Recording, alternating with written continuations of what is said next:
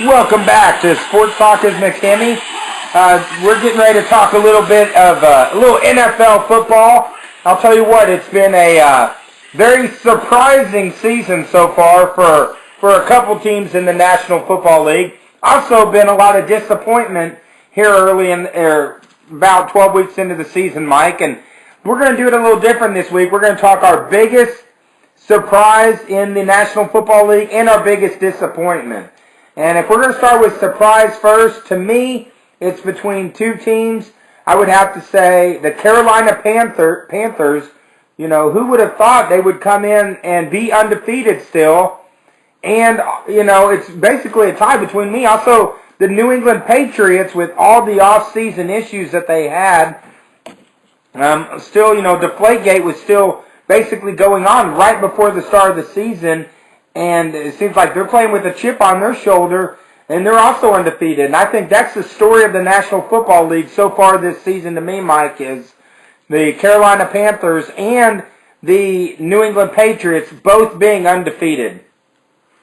I got a couple, on the other end, I got a couple different surprises to me. But one of the things that really surprised me about this season is the Oakland Raiders. I mean, sure, they're 4-6, but compared to the last 5, 6, 8 years, you know, that's pretty good.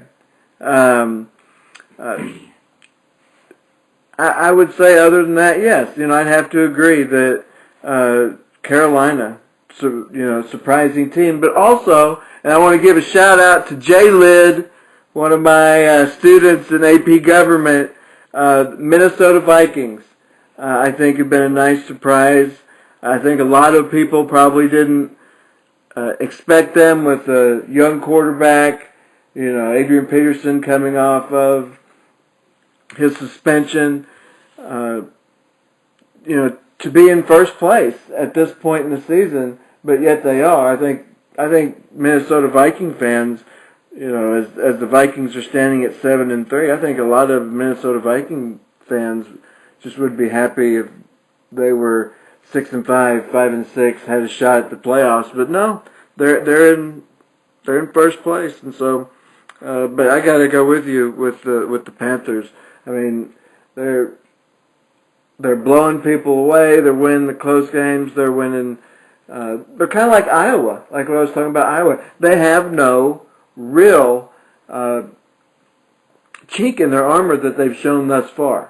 Maybe we'll see it between now and the end of the season, but it hasn't shown up yet. Well, Mike, and I agree with you on the Oakland Raiders.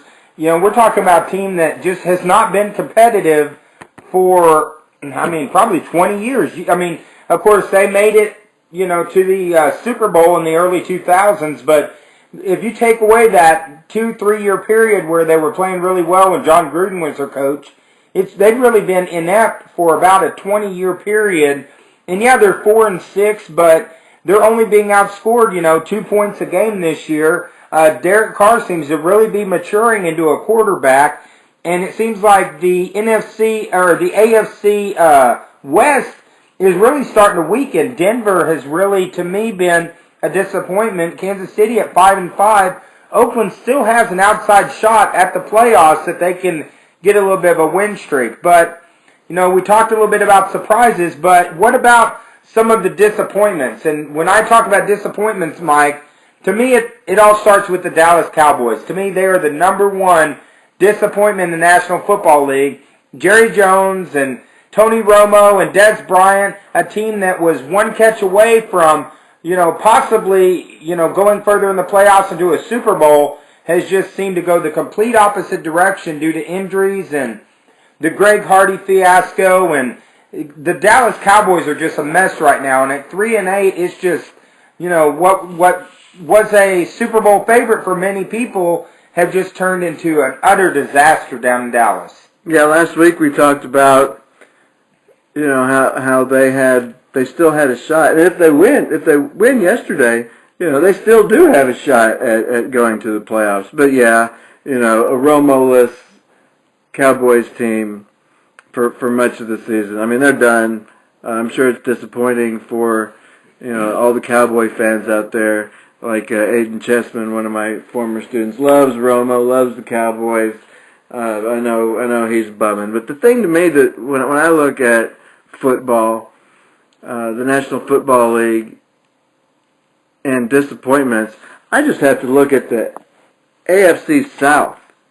When I look at a division and there's not a single team over 500, there's nobody with a winning record. Last week, Indianapolis and Houston were tied for first place with 4-5 records. Now they're all the way up to 500. All the way up to 500. But that division, Jacksonville is a game out. Jacksonville, Dave. Jacksonville is a game out from being tied and having a chance to go to the playoffs. That there shows you how weak that division must be. That Tennessee is 2-8, and they still have a shot. So I think that the biggest disappointment is not just from one team, but I would say from that entire division. And the only other disappointment that I actually delight in is the Seattle Seahawks at 5-5. I still think, though, they're going to make it to the playoffs and they're going to cause some noise. I'm not even going to talk about the Rams because they're a disappointment every year to me and any of their fans. But Seattle sitting at 5-5. They've been a disappointment, but more than anything, the AFC. Well, I'm going to throw out a disappointment, but it's a disappointment that has a winning record. The Green Bay Packers currently at 7-4, and we talked about them a couple weeks back, and we were looking at them. They were back 6-0. when they were 6-0, being Super Bowl contenders, and the offense has just completely fallen apart. Aaron Rodgers just so frustrated right now in Green Bay, and a lot of it's not his fault. A lot of it is just drop passes and receivers not being where they're supposed to be. A lot of frustration up in Green Bay, Mike. Well, when you lose your key receiver to start the year, that seemed to be overcome in the first part of the season with the running game. But yeah, it's caught up with them, Dave. And I know that Bears fans and Vikings fans, could care less because Green Bay has had quite a run of it lately.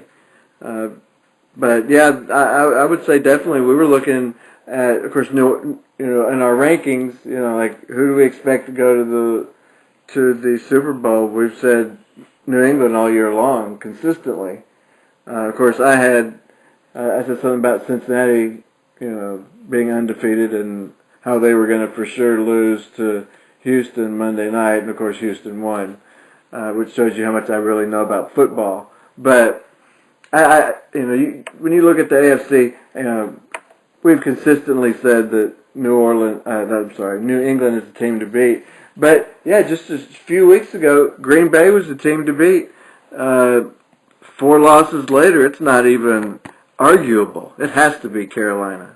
Well, and I think right now, if we're to pick it today, I'm going, like we mentioned, the biggest surprises to me are currently, and as of Week 12, the favorite to go to the Super Bowl, to me, it'd be the Carolina Panthers and the New England Patriots, the two biggest surprises. Just off to a great season this season.